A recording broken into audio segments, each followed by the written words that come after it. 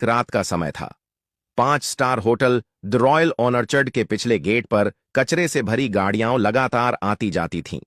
उसी कोने में एक पतली, कमजोर, कांपती हुई लड़की जमीन पे बैठी थी, सुहानी। 2 दिन से उसने ज्यादा कुछ नहीं खाया था। भूख और दर्द से उसका हाल बेहाल हो चुका था। लेकिन आज सबसे बड़ा घाव उसका पेट नहीं, उसकी इज्जत थी। कुछ देर पहले एक आदमी ने उसे कोने में घेर कर कहा था, चलो मेरे साथ, 2000 दूंगा, बस एक रात का काम है, समझ तो रही हो? सुहानी ने कांपते हुए कहा था, मैं कोई ऐसी लड़की नहीं हूं, भूखी हूं, बेशर्म नहीं। और वह आदमी उसे छेड़ते हुए चला गया, पीछे गंदी नजरें छोड़कर। सुहानी वहीं बैठी रो रही थी कि तभी एक लाल कार होटल के पीछे आकर रुकी। दरवाजा खुला और बाहर उतरा विवेक राठौड़, होटल मालिक का बेटा, शहर का सबसे अमीर वारिस। वह फोन पर किसी से झगड़ रहा था। डैड, मैं बिजनेस होटल जैसा नहीं चलाऊंगा। मैं कोई मिलावटी सामान अपने ग्राहक को नहीं खिला सकता। प्लीज, आप बात को समझ रहे हैं ना? वह फोन काटकर उलझा हुआ आगे बढ़ा ही था कि उसकी नजर सुहानी पर पड़ी। वह झिनका।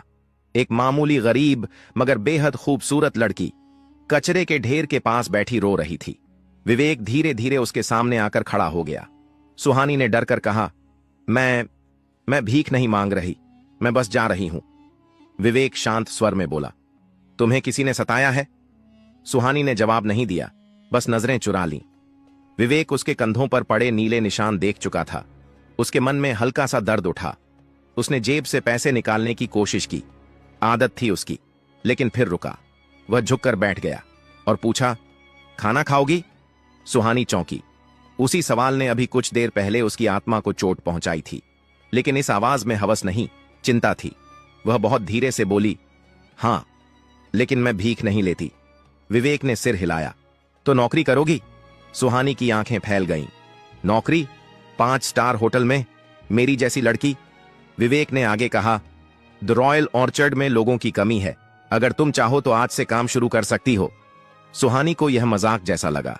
उसने कटु आवाज में कहा, इतने बड़े होटल में मैं, लोग क्या कहेंगे? विवेक गंभीर स्वर में बोला, उसकी चिंता तुम मत करो। सुहानी चुप रह गई। विवेक ने अपना हाथ बढ़ाया, चलो। सुहानी के दिल में दर्जनों डर उठे। कहीं जाल तो नहीं, कहीं पहले वाले आदमी जैसी बात तो नहीं। लेकिन विवेक की आंखों में वह बात नहीं थी। अचानक वह बोली, मुझे कुछ नहीं आता। विवेक ने हल्की मुस्कान दी, ठीक है, तुमको सिखाया जाएगा। कुछ सेकंड की खामोशी के बाद सुहानी ने हिम्मत करके उसका हाथ थाम लिया। जैसे ही वे अंदर पहुंचे, मैनेजर बोला, सर, यह लड़की इस होटल में, ग्राहक क्या सोचेंगे? विवेक की आवाज तेज हो गई, ग्राहक कुछ नहीं सोचेंगे, और यह लड़की अब से स्टाफ है, समझे? मैनेजर चुप हो गया। विवेक ने एक महिला सुपरवाइजर को बुलाया और कहा, इसे साफ कपड़े दो, खाना दो, और कल से इसे काम सिखाना शुरू करो। सुहानी को जब प्लेट में गर्म खाना मिला तो उसकी आंखें भर आईं। वह चुपचाप बैठी रही, हाथ कांपते हुए। विवेक कुछ दूर खड़ा उसे देख रहा था। उसे भी पहली बार किसी अजनबी की मदद करके ऐसा सुकून मिला था जिसे वह समझ नहीं पा रहा था। अगली सुबह होटल का किचन हमेशा की तरह शोर से भरा था। Order, timing, pressure. लेकिन उस अफरा तफरी के बीच सुहानी चुपचाप खड़ी थी, जैसे किसी तूफान में से निकली हो। सुपरवाइजर आराध्या ने उसे देखा और थोड़ा ताना मारते हुए बोली, यहां काम आसान नहीं है, तुमने कभी खाना बनाया है? सुहानी ने शांत स्वर में कहा, नहीं, लेकिन मैं सीख जाऊंगी। उन्होंने उसे सबसे नीचे का काम दिया, बर्तन धोना, कचरे के बैग बदलना, फर्श साफ करना। लेकिन सुहानी ने एक बार भी शिकायत नहीं की। उसके हाथ छिल गए, उंगलियां लाल हो गईं, धोते धोते कलाई अकड़ गई। फिर भी वह चुपचाप काम करती रही, क्योंकि बाहर की जिंदगी उससे कहीं ज्यादा कठोर थी। शाम को विवेक किचन में आया। उसने सुहानी को देखा, गीले हाथों से झूठे बर्तन धोते हुए, झुकी हुई कमर, फिर भी आंखों में एक अजीब सी जिद। विवेक ने पूछा, थक गई हो? सुहानी कुछ बोलती उससे पहले मैनेजर आ गया और बोला, सर, आज वीआईपी गेस्ट आ रहे हैं, शेफ का मूड खराब है, काम गड़बड़ हुआ तो होटल की इमेज। विवेक ने उसे बीच में रोक दिया, तुम अपना काम करो, उसे कहो कि मूड ठीक करे और काम पे लग जाए, और ये लड़की, इसे परेशान करने की कोशिश मत करना। मैनेजर चुप हो गया। किचन में अचानक हड़कंप मच गया। शेफ रवि गुस्से में चिल्ला रहा था, क्रीम सॉस जल गया, किस निकम्मे ने इसे गैस पर छोड़ा? सब डर गए, कोई आगे नहीं आया। सुहानी को लगा जैसे यह आवाज उसके पिछले जीवन की गालियों जैसी है, एक और आरोप, एक और अपमान। लेकिन उसने धीरे से कहा, अगर थोड़ा दूध डालकर धीमी आंच पर चलाएं और ऊपर से कुटी चीनी तो कड़वाहट कम हो जाएगी। पूरा किचन एकदम चुप। शेफ भड़क उठा, तू सिखाएगी मुझे? तू जानती भी क्या है? विवेक सब देख रहा था। वह आगे आया और बोला, करके देखते हैं। शेफ ने अनिच्छा से वैसा ही किया। कुछ मिनट बाद जब सॉस तैयार हुआ, उसने चखा और उसकी भौहें ऊपर उठ गईं। विवेक ने पूछा, कैसा है? शेफ ने अनमने स्वर में कहा, बिल्कुल ठीक, पहले से बेहतर। सबकी नजरें सुहानी पर टिकी थीं। वह घबराकर बोली, मेरी मां कहती थी खाना खराब नहीं करते थे, सुधार लेते हैं। विवेक ने धीमे से कहा, तुम्हारे अंदर टैलेंट है सुहानी, बहुत अच्छा। आराध्या को पहली बार उस पर गर्व सा महसूस हुआ, पर चेहरे पर दिखाया नहीं। रात के वक्त जब काम खत्म हुआ, सुहानी लॉकर रूम में बैठी थी। उसके हाथ दुख रहे थे, लेकिन उसके होंठों पर हल्की सी मुस्कान थी, शायद महीनों बाद। तभी दरवाजा खुला। विवेक अंदर आया, हाथ में फर्स्ट एड बॉक्स लिए। सुहानी चौंक गई। आप यहां? विवेक शांत स्वर में बोला, अपना हाथ धो, पट्टी कर देता हूं। सुहानी ने हाथ छुपाते हुए कहा, जरूरत नहीं साहब, आदत है मुझे दर्द की। विवेक ने धीरे से कहा, अगर दर्द आदत बन जाए तो इंसान खुश होना भूल जाता है। उसने जबरदस्ती नहीं की, बस बॉक्स उसकी ओर बढ़ाकर बोला, खुद कर लो। सुहानी ने बॉक्स लिया। विवेक मुड़कर जाने लगा। तभी सुहानी ने धीमे से कहा, आज किसी ने पहली बार मेरा कहा माना, अच्छा लगा। अगली सुबह सुहानी किचन में थोड़ी पहले आ गई। लोग धीरे धीरे आने लगे, लेकिन आज उसकी ओर ज्यादा नजरें उठ रही थीं। कल सॉस सुधारने वाली घटना सबके बीच चर्चा बन चुकी थी। आराध्या ने आते ही कहा, आज तुम सब्जी कटाई सेक्शन में रहोगी, बर्तन धोने का काम कोई और करेगा। सुहानी चौंक गई, लेकिन कल ही तो शुरू किया था मैंने। आराध्या ने हल्की झुंझलाहट में कहा, देखो, जिन लोगों में दिमाग होता है उन्हें आगे रखना पड़ता है, अब काटो। सुहानी ने सर झुकाकर कहा, ठीक है। वह सब्जियां काटने लगी। उसके हाथ तेज थे, पर ध्यान और तेज था। शेफ रवि दूर से सब देख रहा था। कल की बात से उसका अहंकार चोट खाया था, पर आज वह सुहानी में कुछ अलग महसूस कर रहा था। कुछ देर बाद उसने कड़वी आवाज में कहा, अरे लड़की, ऐसे नहीं कटता शिमला मिर्च, यह होटल है, सड़क का ठेला नहीं। सुहानी ने तुरंत चाकू नीचे रखा और बोली, आप दिखा दीजिए, मैं वैसा कर लूंगी। रवि को उम्मीद नहीं थी कि वह बहस नहीं करेगी। वह बोला, चलो ऐसे। सुहानी ध्यान से देखती रही, फिर दोबारा काट कर दिखाई। इस बार शेफ ने अनिच्छा से कहा, ठीक है। दोपहर में अचानक हॉल से आवाज आई, ऑर्डर रद्द कर दो, ये क्या बना दिया तुम लोगों ने? वीआईपी गेस्ट किचन में घुस आया। हर कोई डर गया। रवि आगे बढ़ा, सर क्या दिक्कत हुई? गेस्ट ने प्लेट मेज पर पटक दी, ये पास्ता ओवरकुक्ड है, ये 5 स्टार होटल है या चैरिटी किचन? सन्नाटा छा गया। विवेक भी उसी समय अंदर आया और बोला, सर मैं देख लेता हूं, आपको नया डिश मिलता है, 2 मिनट। गेस्ट गुस्से से बाहर चला गया। रवि तनाव में पैर पटकते हुए बोला, अब इस हालत में 2 मिनट में नया पास्ता कैसे बनेगा? सुहानी आगे आई, मेरे पास एक आइडिया है। रवि भड़क उठा, अब यह भी बोल देगी कि इटालियन खाना भी बनाना आता है। सुहानी ने दृढ़ता से कहा, मुझे ना इटालियन पता है न पास्ता, पर बिगड़े हुए खाने को कैसे सही करना है यह पता है। विवेक ने कहा, बोलो। सुहानी ने पास्ता उठाया, उसकी बनावट देखी और बोली, इसे पैन में डालिए, फिर थोड़ा सा बटर और लहसुन। ओवरकुक्ड पास्ता बटर पकड़ लेता है और सॉफ्ट का टेक्सचर छुप जाता है। ऊपर से फ्रेश हर्ब्स और चिली फ्लेक्स डालकर क्रंच दे दीजिए, स्वाद बैलेंस हो जाएगा। रवि चुप हो गया। विवेक बिना समय गंवाए बोला, करो। 2 मिनट बाद प्लेट सजकर तैयार थी। विवेक खुद गया और गेस्ट को दी। 1 मिनट बाद गेस्ट वापस आया, पर इस बार चेहरा शांत था। अब ठीक है, गुड। हॉल में सन्नाटा। किचन में सबकी नजर सुहानी पर। रवि धीरे से बोला, यह लड़की जुगाड़ जानती है।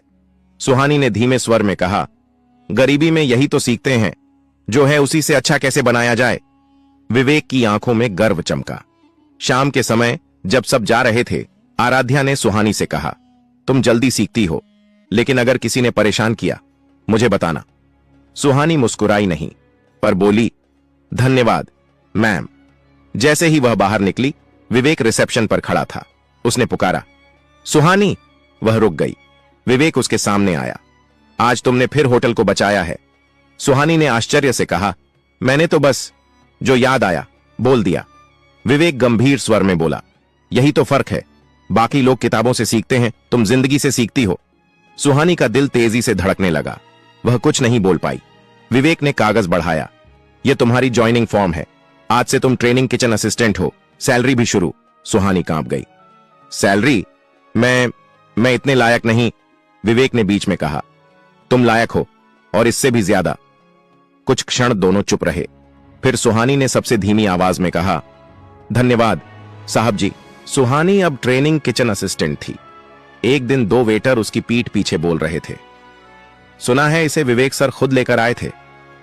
हां, तभी तो इतनी जल्दी प्रमोशन मिल गया। होटल में सब समझते हैं, पता नहीं कैसे इसने सिर को अपने जाल में फंसा लिया। सुहानी ने सुना। दिल में चुभन हुई, लेकिन उसने जवाब नहीं दिया, क्योंकि गरीबी ने उसे सिखाया था, दुनिया की हर आवाज का जवाब देना जरूरी नहीं। उसी शाम एक बड़ा इवेंट था, होटल की सालगिरह। बहुत से बिजनेसमैन और मीडिया आने वाले थे। शेफ रवि तनाव में था। वह चिल्ला रहा था, सब कुछ परफेक्ट होना चाहिए, एक गलती भी नहीं। लेकिन अचानक एक टेबल से तेज आवाज आई, अरे ये क्या किया है आपने? ये खाना हमारी डिश से मैच नहीं कर रहा। ये किसी एग्जीक्यूटिव गेस्ट का बुरा फीडबैक था। रवि घबरा गया। स्टाफ इधर उधर भागने लगा। विवेक तुरंत पहुंचा। क्या हुआ? गेस्ट ने कहा, स्वाद मिसमैच है, बिल्कुल अलग। रवि बड़बड़ाया, मेरे सेक्शन की डिश तो परफेक्ट थी, ये कैसे? तभी सुहानी आगे आई। क्या मैं प्लेट देख सकती हूं? सब चुप हो गए। विवेक उसकी ओर देखने लगा। सुहानी ने डिश देखी, चखी और बोली, इसमें जो बेस मसाला है वो हमारे वाला नहीं है। किसी ने गलती से स्टॉक रूम का पुराना मसाला उठा लिया है। रवि डर गया। क्या? तुम कैसे पहचान पाई? सुहानी ने कहा, जो मसाले मैंने बनाए थे उनमें हल्की खुशबू थी, इसमें नहीं है, यह कच्चा है। विवेक ने तुरंत आदेश दिया, नया बेस बनाओ अभी। रवि बोला, पर इतना जल्दी? सुहानी धीमे स्वर में बोली, मैं बना दूं? रवि, मैनेजर, सब चौंक गए। विवेक तुरंत बोला, यस, गो अहेड। सुहानी किचन के बीच में खड़ी हुई। उसके हाथ तेजी से चले, मसाले, तेल, जड़ी बूटियां, उसका हर मूवमेंट ऐसा जैसे किसी को याद करके बना रही हो, शायद अपनी मां को। रवि उसे देखता रहा। 2 मिनट बाद उसने बेस चखा और पूरी तरह रुक गया। यह तो बिल्कुल होटल के सिग्नेचर जैसा है। विवेक के चेहरे पर गर्व और राहत दोनों थे। नया खाना तैयार हुआ। गेस्ट ने चखा और मुस्कुराकर कहा, अब ठीक है, वेरी गुड। राहत की लहर पूरे किचन में दौड़ गई। विवेक ने सुहानी से कहा, तुमने आज फिर सब बचा लिया।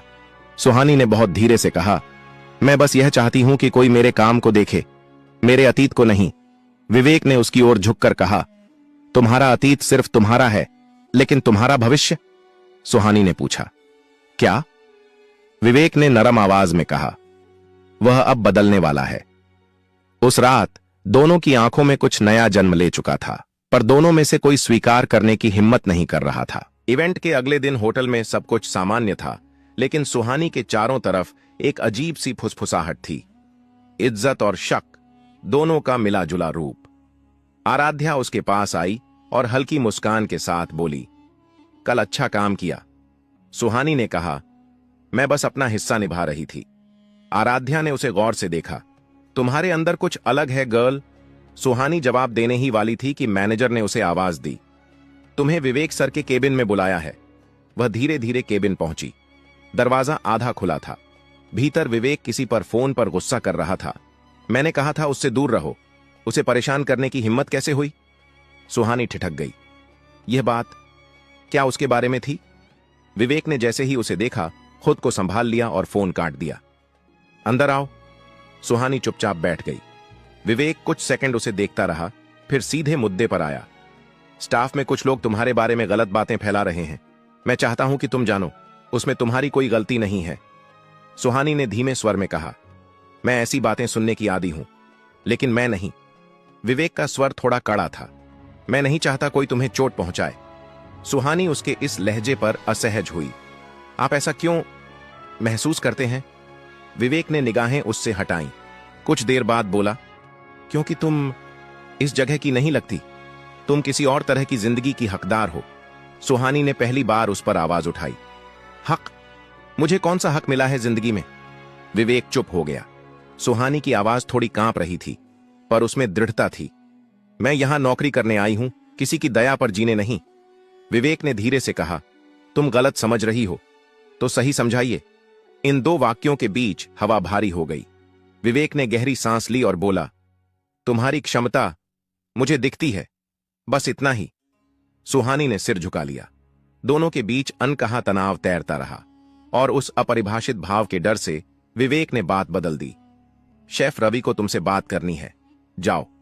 सुहानी उठ गई, लेकिन बाहर निकलते हुए उसके कदम धीमे थे, जैसे कुछ पीछे खींच रहा हो। किचन में शेफ रवि सरप्राइजिंगली शांत था। उसने सुहानी को कुर्सी पर बैठने को कहा। कल जो तुमने किया, उसके बाद मेरे पास तुम्हें रोकने का कोई कारण नहीं है। सुहानी समझ नहीं पाई, किस चीज से रोकने का? रवि ने एक फाइल उसकी ओर बढ़ाई। ट्रेनिंग को छोड़कर सीधे जूनियर कुक की पोजीशन, यह प्रमोशन है तुम्हारे लिए।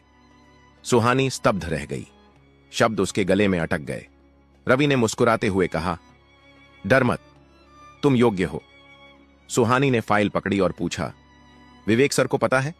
रवि ने उत्तर दिया, विचार उन्हीं का था, लेकिन फैसला मेरा। सुहानी फाइल लेकर बाहर निकली। दिल भारी भी था और हल्का भी। रात में वह अकेली लॉकर रूम में बैठी फाइल देख रही थी। उन्हीं पन्नों के बीच जैसे उसका अतीत भी दबा था। अगली सुबह होटल के किचन में माहौल अलग था।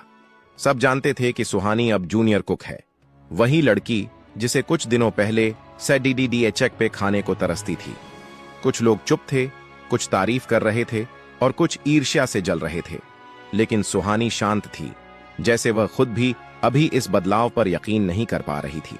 आराध्या उसके पास आई। कभी सोचा था तुम्हें देखकर मुझे गर्व होगा? सुहानी मुस्कुरा दी। कभी सोचा नहीं था कि मैं मुस्कुरा पाऊंगी।